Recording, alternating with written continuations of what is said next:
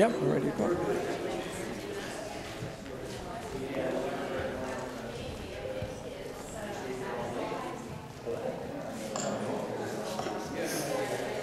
night, thanks everybody. We're ready to get the show on the road here.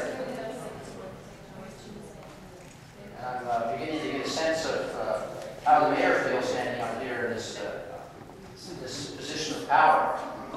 I just want to mention to Brad, he's kind of lucky I lived in Maryland, because I'm kind of getting used to this nice feeling here.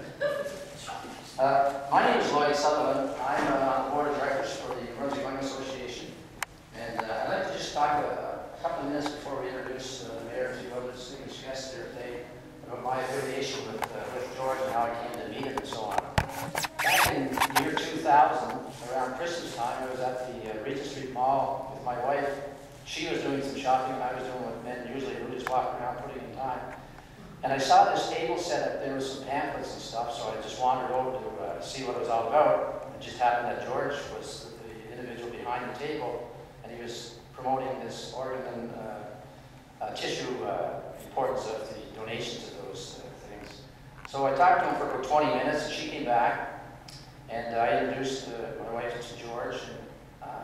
During the conversation, he had mentioned to me that he was in Fredericton during the Christmas New Year period, and that his driver, who was helping him travel across Canada, had gone home for that time frame. So after we left, my wife asked me what George's plans were for Christmas and so on. I said, gee, I don't know, but maybe we'll find out. So I went back to the desk and asked George what he was doing for the Christmas day, and whether he had plans. And luckily for us, he didn't have any plans, so we invited him to our place for Christmas dinner. And my children, one of my daughters and two grandchildren are there now. The grandchildren weren't there at that time, but they came over, and we had a real enjoyable day and evening. George told us all about what he was doing and what happened to him and his own personal experiences. So during that conversation, as it turned out, he was heading to the Miramichi, which is where I'm from. That was his next destination. So I volunteered to actually drive George's vehicle over to the Miramichi, and I spent 4 or 5 days with him, and got to know really what he's all about, and the commitment that he has to this very worthwhile cause. So I was really pleased to have been able to spend that time with him. And also, since then, he's been across Canada a couple of times.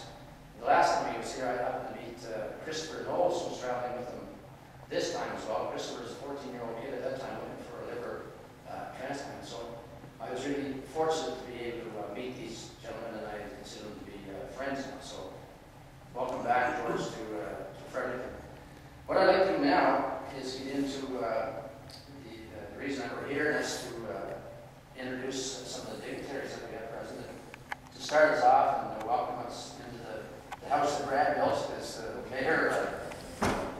George, Mayor Brad. Thank you. Thank you. I'll let you have the power up there. I'll get down here with the people. Mr. Scott, ladies and gentlemen, I'm very happy to see the Lung Association here. I've got to tell you something. This is not a big deal for a lot of people. I'm in my second week now, smoke-free. This guy knows how long and how hard I've struggled with this. And this is a pretty big thing for me, and I think there comes a time when we can finally beat the habit, and I feel that my time is here, and I'm pretty excited about it. Also, I'm a guy of causes, I guess, because this little bit of dirt on my face is for trying to grow a mustache, which I've never done before, and that's in support of prostate cancer education for men, which is becoming a very, very serious problem. So I'm doing the mustache for November for that one. But that's not why we're here. We are here. George, I want to welcome you. Oh, there you are. Get a good shot? Yeah, you're perfect. You're a good-looking man. Welcome, George, to our beautiful provincial capital of Fredericton, and a very, very worthwhile cause. Ann and I just renewed our Medicare cards, and we got the forms in the mail, and there's a spot on there where you can actually be a donor. And my whole family certainly didn't have to think twice. And it's very unfortunate that so many people are in need of an organ and don't make it because there are not as many donors as there should be. And it's very unfortunate when people unexpectedly pass away. But I can think of nothing better to come out of a situation like that than to have the organs donated to help somebody else that can live. I think it's a wonderful cause. I've often thought, Andy, about the government doing the reverse thing, that they should be available unless you say no. That, to me, made some sense, too. And I'm sure that most people, if they had the opportunity to understand and appreciate what it's all about and how they can help somebody else, I don't think that there would be a lot of hesitation. George, I wish you well, and I wish anybody well that is on a waiting list and is waiting. Thank you very much, and enjoy this great day. Thank you.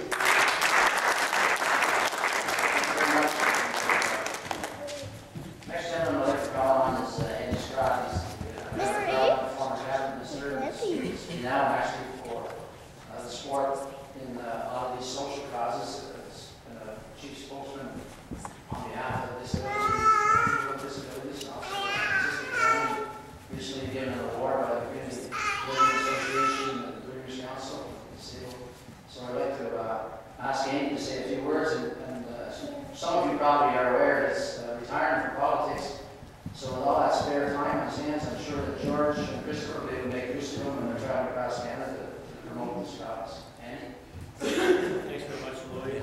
First of all, congratulations to Mayor Woodside on just 2 weeks in this rather people at house. Let me just say right off the top that I've already had a conversation with Lloyd on the question of personas and we'll pursue it.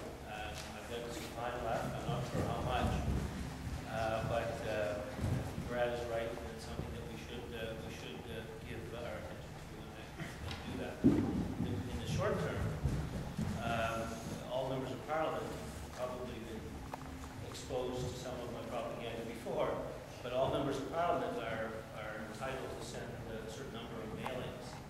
I think we should do, and all members of Parliament, now I will do this in Ottawa, all members of Parliament should use that opportunity, that free mailing opportunity that's not available to others, to actually bring attention to the need for people until such time as a reverse owners can fill out the forms, and so on. So I think that's something else that we meaningful that we can do.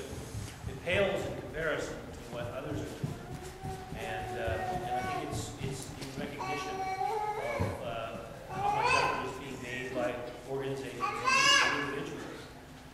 It demonstrates that single acts of will and commitment to actually change things and improve the country for people, and I think it's incumbent upon governments, politics, public affairs to acknowledge that, not just in things like this, but by doing things that support what you do.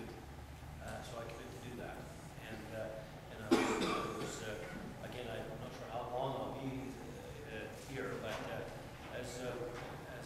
and many others, it's happened. I've been a member of Parliament now for 14 years. I know quite a bit of people on both sides of donor, recipient, and so on, and are affected.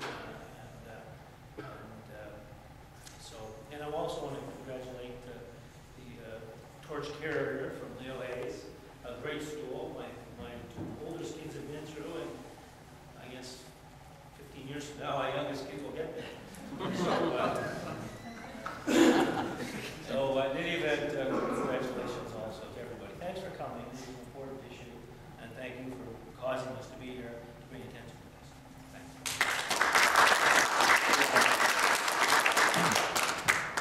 Our next speaker is Ann Secord. She's the Oregon Procurement Officer, and she's bringing a message on behalf of the Minister Murphy.